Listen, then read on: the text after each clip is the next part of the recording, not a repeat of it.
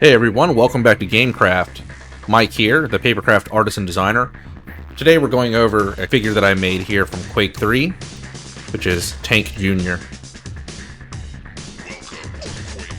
Tank Jr. was actually my main character when I first started playing Quake 3 back in, 1999? And I've got to say, there's a special kind of nostalgic feeling that I get when I think about Quake 3. Brings you back to the good old days of PC big boxes, CRT monitors, VGA cords. Quake 3 was actually one of the first games to require a 3D accelerator card, which at the time was kind of annoying. I mean, just look at the spec requirements on this. This is crazy. 64 megabytes of physical RAM. And a video card with at least 4 megabytes? Insane. At least for 1999. Those were the days of OpenGL. No one ever really required a dedicated GPU to play a game before, and Quake 3 is actually one of the first reasons I actually got a graphics card. When it was first released, it was definitely groundbreaking for the time. Cutting edge graphics. It introduced new concepts right off the bat as soon as you started playing. Transparent moving textures, and the AI was pretty awesome. This is supposed to be a multiplayer game, but it still had a single player where you would play bots, and the first level being Crash. Hunt Crash to win this arena. Both Quake 1 and 2 were mainly single player campaigns, so being multiplayer focused was a new concept for a Quake game. Playing bots isn't so bad. I always found it fun. Eventually, once the Dreamcast version came available, I used to play that summer nights, all the way through the night until the AM. Awesome times.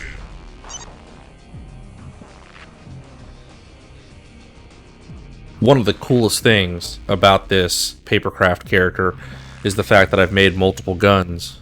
So here we have the rocket launcher, and everything is perfectly scaled to the model. It's a 1-to-1 copy of the number of faces. We can even swap out the guns on the characters. So I've made it that I can take out the railgun and swap it out whenever I want. Impressive. The railgun was a bit difficult to make because of the clipping texture and the way that the plasma is designed inside the gun. Eventually I want to make more of the weapons to go with him. Maybe the gauntlet or the lightning gun. Maybe even the BFG. I actually already have something in the works on some of those. So stay tuned for more on that. Let's take a closer look at the figure here.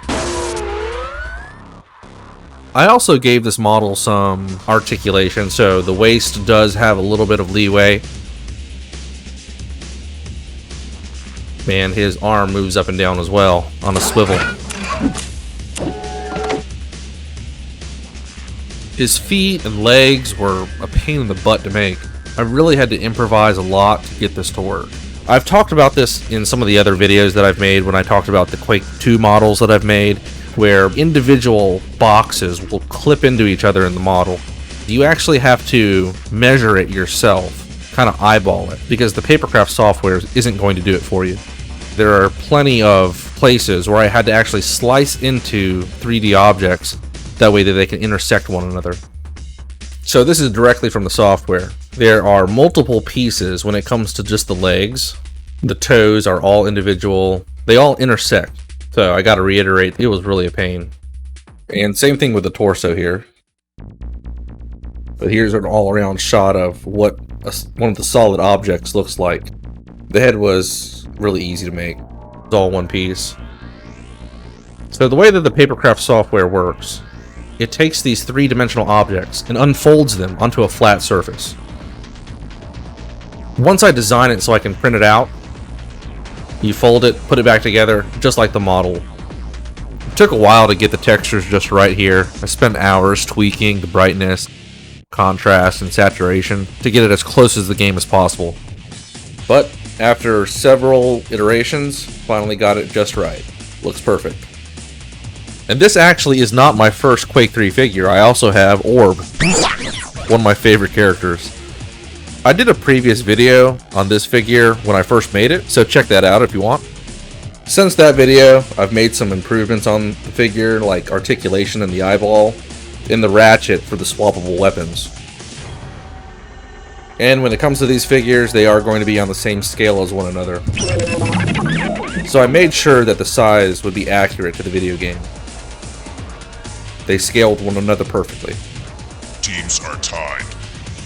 Quake 3 has a bunch of models and a bunch of skins to go through, so there are plenty of choices for me to go to from here.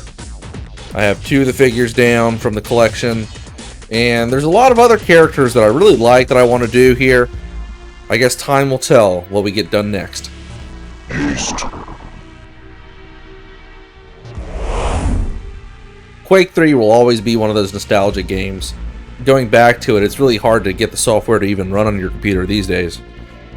But there's actually been a newer version released, which is Quake Live, which is basically the same thing as Quake 3, except it's a web browser version.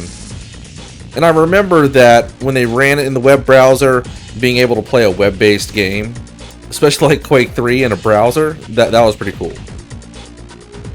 I believe they made it free to play with forced ads, but I don't think that lasted very long. Now you just buy it on Steam. But Quake Live is a modern revamp, easy to set up, so it's the best way to go for playing Quake 3 now.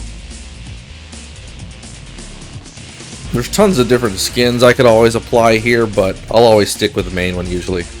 Comment down below on what character you want to see us make from Quake 3 next. Be sure to obliterate that like button and subscribe to the channel. We definitely have some more projects in the works. Stay tuned, find out what we do next. If you haven't followed our social media pages, check those out as well. We're on Facebook, Twitter, Instagram, DeviantArt. If you'd like to support our work, we're also on Patreon.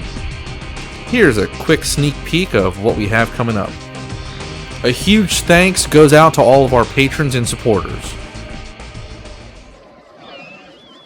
Bring games to life.